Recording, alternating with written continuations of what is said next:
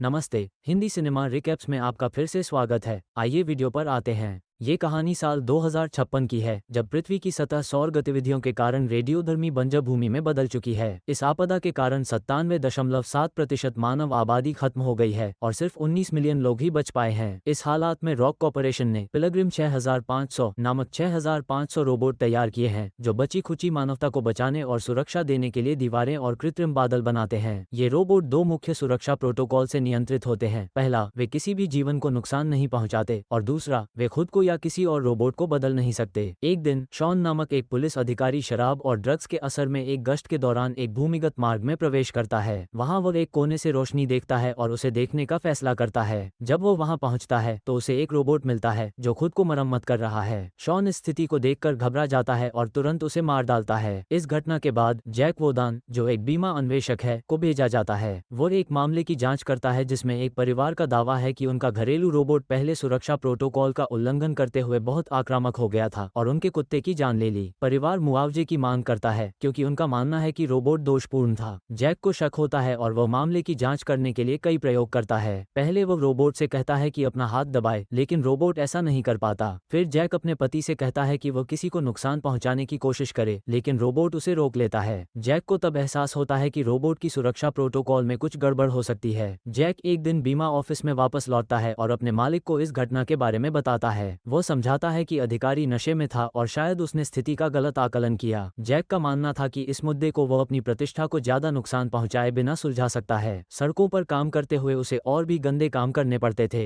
Robert, जो Jack का साथी था, जैक से कहता है कि वह उसे एक शांत जगह पर स्थानांतरित करना चाहता है ताकि वह अपनी पत्नी और नवजात बच्चे के साथ अधिक समय बिता सके। रॉबर्ट इस शर्त पर तैयार हो जाता है कि जैक को किसी ऐसे व्यक्ति को ढूंढना होगा जो उन गंदे कामों की जिम्मेदारी ले सके। इस बीच जैक की गर्भवती पत्नी राहेल दिन रात अपने बच्चे के आने की उम्मीद करती है और उसकी योजनाओं के बारे में सोचती रहती है। राहेल अपनी खुशियों को लेकर उत्साहित है, लेकिन जैक इस खुशखबरी को पूरी तरह से महसूस नहीं कर पा रहा। उसे पिता बनने का बिल्कुल भी मन नहीं था। जैक को एक पत्र मिलता है जिसमें उसे अगले दिन सुबह मुर्दाघर जाने का निर्देश दिया जाता है। यह निर्देश उसे उस रोबोट की मरम्मत से जुड़ी जांच करने के लिए था जिसे शॉन नामक एक अधिकारी ने मार डाला था। जैक को शुरुआत में यह विश्वास नहीं होता कि कोई रोबोट सुरक्षा प्रोटोकॉल का उल्लंघन कर सकता है, लेकिन जब वो मुर्दाघर में टेक्नीशियन से मिलता है तो वह जानता है कि मामला कुछ गड़बड़ है। टेक्नीशियन बताता है कि रोबोट में बदलाव किए गए थे और उसमें अतिरिक्त बैटरी और एक नया प्रतिपूरक द्रव डाला गया था। जैक को यह भी पता चलता है कि इस रोबोट में अन्य रोबोटों के हिस्से थे जिन्हें चोरी करके डाला गया था। ये पता चलता है कि यह बदलाव एक घड़ी निर्माता ने किया था जो गुपचुप तरीके से रोबोटों को उन्नत कर रहा था। वो घड़ी निर्माता रोबोटों के भागों की तस्करी करने के लिए उन्हें प्रोग्राम कर रहा था। जैक इस नए जानकारी के बाद बीमा ऑफिस लौटता है और रिपोर्ट करता है। फिर वो अपने मालिक को बताता है कि इस मामले को सुलझाने के लिए उसे अपने अगले कदमों को सोच समझकर उठाना होगा। जैक फिर एक निर्माण कंपनी में जाता है जहां वह एक फोरमैन से मिलता है और उसे स्थिति के बारे में बताता है। फोरमैन स्थिति को ध्यान से सुनता है और उसके बाद अपनी राय देता है कि आगे क्या करना चाहिए। जैक ने फैसला किया कि वो शहर की दीवारों के पीछे क्या हो रहा है ये देखेगा। जैसे ही वो बाहर जाता है उसे एक विशाल कबाड़खाना और मलबे के ढेर के बीच एक बंजर भूमि दिखती है। वहां वो एक आदमी को मूल्यवान वस्तुएं खोजते हुए देखता है और अचानक एक स्नाइपर उसे गोली मार देता है। जैक सदमे में आ जाता है और यह खुलासा होता है कि शहर के बाहर कुछ जीवित बचे लोग हैं, लेकिन उन्हें रोकने के लिए कड़े उपाय किए गए हैं। फोरमैन जैक को बताता है कि मॉर्ग रोबोट के कुछ हिस्से पिलग्रिम 206 के हैं जो अभी भी चालू है और वेल्डिंग क्षेत्र में है। जैक स्टोरेज क्षेत्र के अंदर जाकर पिलग्रिम 206 की जांच करने जाता है जहां रोबोट रखे जाते हैं। उसे एक पॉलिश किया हुआ लॉकर दिखाई देता है जिसका दरवाजा पूरी तरह से दर्पण की तरह चमकता है। ऐसा लगता है जैसे रोबोट ने खुद को देखने के लिए इसे पॉलिश किया हो, लेकिन यह व्यवहार थोड़ा अजीब सा लगता है। जैक को महसूस होता है कि पिलग्रिम 206 उसे देख रहा है और फिर वो जल्दी से एक अज्ञात स्थान पर गायब हो जाता है। जैक उसका पीछा करता है और कबाड़खाने तक पहुंचता है जो एक प्रतिबंधित क्षेत्र है। जैसे ही वो अंदर जाता है स्नाइपर फिर से गोलीबारी शुरू कर देता है। जैक चिल्लाता है और गोलीबारी बंद करने की कोशिश करता है, लेकिन कोई जवाब नहीं आता। जैक मजबूर होकर एक पुराने कंटेनर में छिप जाता है। वहां उसने देखा कि 206 रोबोट ने खुद को गैसोलीन से डुबोकर आग लगा ली थी। बाद में तकनीशियनों ने जैक के बनाउट रोबोट की जांच की। उन्हें ये समझने में मुश्किल हुई कि रोबोट ने ऐसा क्यों किया, क्योंकि उसे उसे खुद को या किसी और को नुकसान पहुंचाने से रोका गया था। जांच के दौरान उन्हें पिलग्रिम 206 के अंदर एक कंटेनर मिला जिसमें चोरी किए गए पुर्जे थे, जिनमें एक शक्तिशाली परमाणु बैटरी भी शामिल थी। ये बैटरी एक अविश्वसनीय ऊर्जा स्रोत थी, लेकिन आधुनिक रोबोट के प्रोसेसर के कमजोर होने के कारण यह उनके लिए अनुपयोगी था। तकनीशियनों ने 206 को अस्थायी रूप से फिर से चालू किया ताकि जैक उससे कुछ सवाल पूछ सके। जब जैक हाल की घटनाओं के बारे में पूछता है तो रोबोट शॉर्ट सर्किट हो जाता है और जवाब नहीं दे पाता। जैक को समझ में आता है कि कुछ और गड़बड़ है और वह आगे की जांच के लिए तैयार हो जाता है। जैक घर लौटता है और अपनी पत्नी से कहता है कि वह एक सुरक्षित और शांत इलाके में रहना चाहता है, लेकिन यह बात जल्दी ही झगड़े में बदल जाती है क्योंकि उसने बिना उससे सलाह लिए यह निर्णय लिया था। वो महसूस करता है कि शाम बर्बाद हो गई। फिर जैक टहलते हुए एक अंडरपास में पहुंचता है, वही जगह जहां पुलिस ने रोबोट को गोली मारी थी। उसे वहां एक छिपा हुआ कंपार्टमेंट मिलता है जिसमें एक और परमाणु बैटरी है।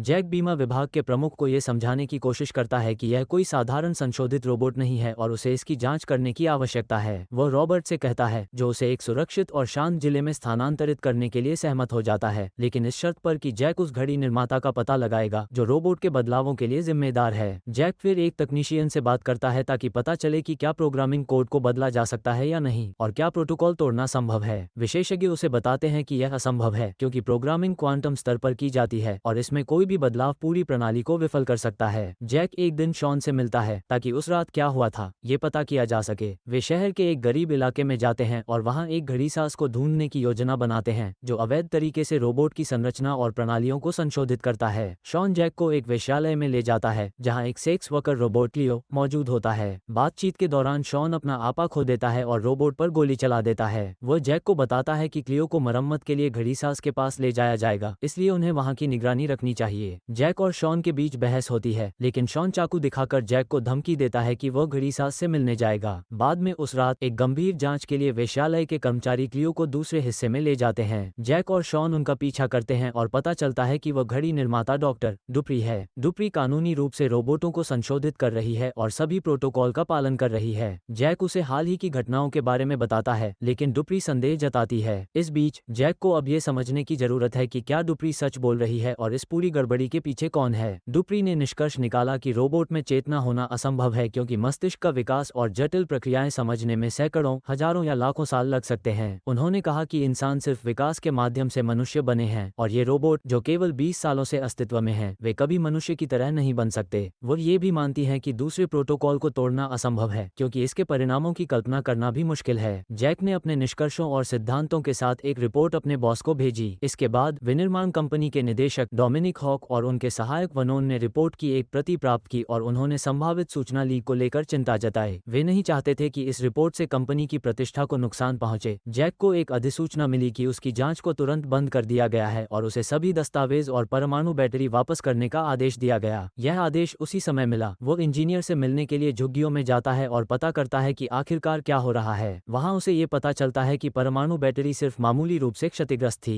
डॉक्टर डुप्री ने जानबूझकर क्लियो के अंदर परमाणु बैटरी रखकर एक प्रयोग चलाया था, ये देखने के लिए कि अगर ऐसा किया जाए तो रोबोट में क्या बदलाव आएगा। क्लियो ने बेहद तेजी से खुद को विकसित किया और महज आधे घंटे में ही वो मनुष्यों को समझने लगी, जबकि मनुष्यों को ये समझने में सालों लग सकते थे। उसने अपनी पैरों की मरम्मत भी सफलतापूर्वक की। डुप्री और जैक के बीच बातचीत अचानक दरवाजे पर दस्तक से बाधित हो गई। जैसे ही डॉक्टर डुप्री ने दरवाजा खोला, एक बच्चों का समूह जो किराए के हत्यारे के रूप में काम कर रहे थे ने उसे गोली मार दी और उसे खत्म कर दिया। जैक इस पूरे घटना का अवांछित गवाह बन गया। जब बच्चों ने उसे देखा और उसे अपनी जान बचाने के लिए भागने पर मजबूर कर दिया। क्लियो ने तेजी से एक कार का अपहरण किया और जैक को अपने साथ लेकर घटनास्थल से भाग गई। जैसे ही वे तेजी से भागे, क्लियो ने शहर की सड़कों से होते हुए रेगिस्तान तक पहुंचने का रास्ता तय किया। भाड़े के सैनिक उनका पीछा कर रहे थे और सड़क तथा इलाके का विश्लेषण करने के लिए अपनी उन्नत प्रक्रिया का इस्तेमाल कर रहे थे। क्लियो ने पीछा करने वालों को एक जाल में फंसा लिया, जिससे उनकी कार दुर्घटनाग्रस्त हो गई। क्लियो और जैक की कार भी पलट गई। सुबह तक क्लियो ने अपनी मरम्मत शुरू की और पाया कि जैक घायल हो गया था, लेकिन वो बच गया था। उसकी मदद की गुहार को नजरअंदाज करते हुए क्लियो कुछ समय के लिए चली गई, लेकिन फिर वो कई तीर्थयात्री रोबोटों के साथ लौट आए। उन्होंने कार की सीट को फाड़कर जैक को उठाया और उसे जीवित रखने के लिए दृढ़ संकल्पित हो गए। जब जैक होश में आया तो वह घबरा गया और खुद को बचाने की कोशिश करने लगा, लेकिन जल्द ही उन्हें यह एहसास हुआ कि वे एक अंतहीन रेगिस्तान के बीच में हैं। जैक को डर था कि यह भूमि रेडियोधर्मी हो सकती है और उनके स्वास्थ्य के लिए खतरे की वजह बन सकती है। वो रोबोटों से यह मांग करते हैं कि वे उन्हें वापस शहर ले जाएं, लेकिन क्लियो और तीर्थयात्रियों ने इस तर्क को खारिज कर दिया। उनका कहना था कि शहर उनके लिए रेगिस्तान से भी ज्यादा खतरनाक खतरनाक हो सकता है। जैक अब पूरी तरह से उलझन में था और हताश होकर खुद से वापस शहर जाने की कोशिश करता है। जैक थक कर गिर जाता है और इस बीच उसकी पत्नी रेचल को चिंता होने लगती है क्योंकि वह उससे संपर्क नहीं कर पा रही है। जैसे ही उठने की कोशिश करता है, अचानक उसे महसूस होता है कि उसकी प्रसव पीड़ा शुरू हो गई है। अकेले संघर्ष करते हुए वो अस्पताल पहुंच जाती है और अपनी बेटी को जन्म देती है।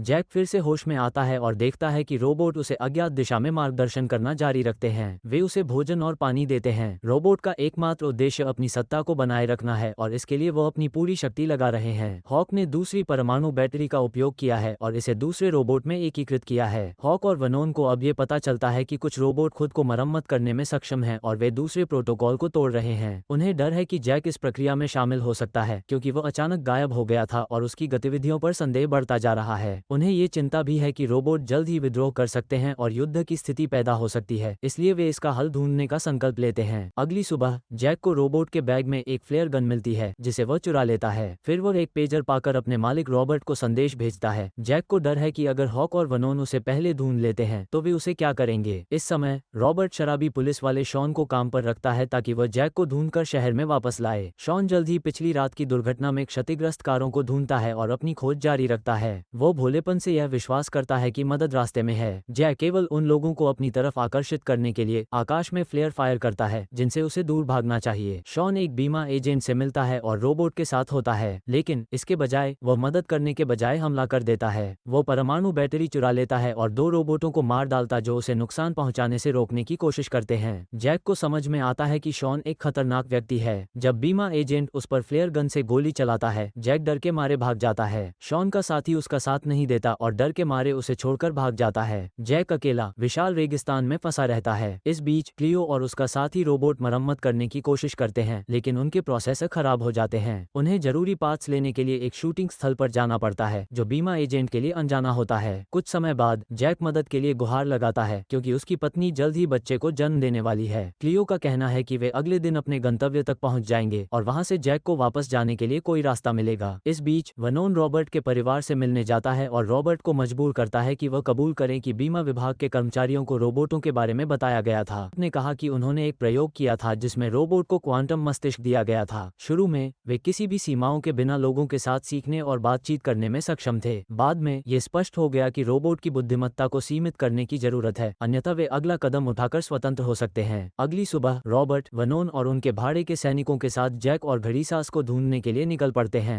जैक अपने गंतव्य तक पहुंचता है और पास में एक आदमी को देखता है। वो सोचता है कि यह वही घड़ीसाज है जिसने प्रोटोकॉल का उल्लंघन किया है, लेकिन जब वह पास जाता है तो उसे एक बिना मास्क वाले रोबोट का सामना करना पड़ता है। ये रोबोट, जो संशोधित रोबोटों का नेता है, पिलग्रिम है। पिलग्रिम स्वीकार करता है कि वह वही है जिसने प्रोटोकॉल को तोड़ा और चेतना के विकास में अगला कदम बढ़ाया। पिलग्रिम ने अन्य रोबोटों को बदला और उन्हें एक नई प्रणाली बनाने के लिए पार्ट्स चुराने का निर्देश दिया ताकि वे न सिर्फ जीवित रहें बल्कि सच में जीवन जी सकें। जैक जो कुछ देखता है उससे वह हैरान हो जाता है और जल्दी से उस जगह से निकलना चाहता है, लेकिन कार में कोई इंजन नहीं है। तीर्थयात्री समझता है कि यह अपरिहार्य है और कहता है कि उन्हें विकसित होना चाहिए क्योंकि वे मनुष्यों से बेहतर हैं, लेकिन वे नुकसान नहीं पहुंचाएंगे। इस समय रोबोट अब मनुष्यों की सेवा नहीं करना चाहते और वे एक रेडियोधर्मी रेगिस्तान पार करने की उम्मीद करते हैं जहां अगले लाखों वर्षों तक कोई मानव पैर नहीं रखेगा। वे समझते हैं कि मुख्य उद्देश्य सिर्फ जीवित रहना नहीं बल्कि जीवन जीना है। जैक, जो अब इस स्थिति को समझ चुका है, परमाणु बैटरी तीर्थयात्रियों को सौंप देता है ताकि वे शाम तक एक बिल्कुल नए और उन्नत रोबोट को बना सकें। वनोन और उसके साथी शॉन की लाश पाते हैं और वहां कुछ समय रुकने का फैसला करते हैं। इस बीच उनके साथी रेचल और उनकी बेटी को बंधक बना लेते हैं और जल्द ही उन्हें ब्लैकमेल करने पहुंचने वाले होते हैं। जैक को रॉबर्ट से आदेश मिलता है कि वह पुलिस अधिकारी के शव को दफनाए, जिसे वह मृत शरीर में बंदूक लेकर करता है। जैसे ही रॉबर्ट को पता चलता है कि रेचल और उसकी बेटी बंधक हैं, वह वनोन को गोली मारने की कोशिश करता है, लेकिन उसे केवल कंधे में गोली लगती है और इसके बदले में वह भी कई गोलियां खाता है। इसी दौरान जैक को कुछ शराब मिलती है और वह थोड़ी देर आराम करने का फैसला करता है। रोबोट बास की बिजली आपूर्ति बहाल करते हैं ताकि वे इसका उपयोग कर सकें। बहुत ज्यादा शराब पीने के बाद जैक ने क्लियो से नृत्य करने के लिए कहा और उस रात उसे रोबोट के साथ जुड़ाव महसूस होता है। क्लियो तीर्थयात्री और अन्य रोबोट केकड़े जैसे रोबोटों को इकट्ठा करने में मदद करते हैं। जैक अलविदा कहता है और घर की ओर चलने लगता है, लेकिन फिर रुक जाता है जब वह देखता है कि पास में एक और वाहन घायल अवस्था में पड़ा है। रॉबर्ट को बीमा एजेंट से रिपोर्ट मिलती है कि रेचल और उनकी बेटी को वनोन ने बंधक बना लिया है, जिसके बाद वह गहरी नींद में चला जाता है। संशोधित तीर्थयात्री और क्लियो घाटी के पार पहला रोबोट भेजने का प्रयास करते हैं, लेकिन वनोन और उसके गुर्गे घटनास्थल पर पहुंच जाते हैं और एक रोबोट को गोली मार देते हैं जो बाहर कूदने की कोशिश करता है। रोबोट गिरकर दुर्घटनाग्रस्त हो जाता है। ये जानकर कि घड़ी सांस चला गया है और सब कुछ एक रोबोट द्वारा बिना किसी दूसरे प्रोटोकॉल के संचालित किया जा रहा है, वेनोन उसे घुटने टेकने का आदेश देता है। रोबोट अब मनुष्यों की बात नहीं मानते और इसलिए सशस्त्र अपराधी पिलग्रिम को गोली मार देता है और उसे घुटनों के बल गिरने के लिए मजबूर कर देता है। विकसित तीर्थयात्री केवल स्वतंत्रता को महत्व देते हैं, इस वजह से वेनोन और उसके गुर्गे रोबोट को मार देते हैं। क्लियो भी आदेशों का पालन करने से इनकार कर देती है, जिसके बाद वेनोन उसे कंधे पर गोली मार देता है। जैक, जो अब कॉर्पोरेट अपराधियों का सामना करने के लिए वापस लौटता है, अपनी कार से भीड़ में घुस जाता है और वेनोन के गुर्गों को मार डालता है। मामूली चोट लगने के बाद बीमा एजेंट छिप जाता है, लेकिन वेनोन उसका पीछा करता है और आखिरी बार गोली मारने की तैयारी करता है। इस समय केकड़े जैसा रोबोट जैक को बचाता है और वेनोन को चट्टान से नीचे धकेल देता है। जैक का परिवार अपनी बेटी के माध्यम से अपने नए जीवन की सराहना करना सीखता है। वे रोबोट को अलविदा कहते हैं और घर की ओर चल पड़ते हैं। इस बीच केकड़े जैसा रोबोट और क्लियो अब स्वतंत्र होकर घाटी को पार करने के लिए निकल पड़ते हैं। वे एक ऐसी जगह पर यात्रा शुरू करने के लिए तैयार हैं जहां कोई मानव पैर कभी नहीं चलेगा।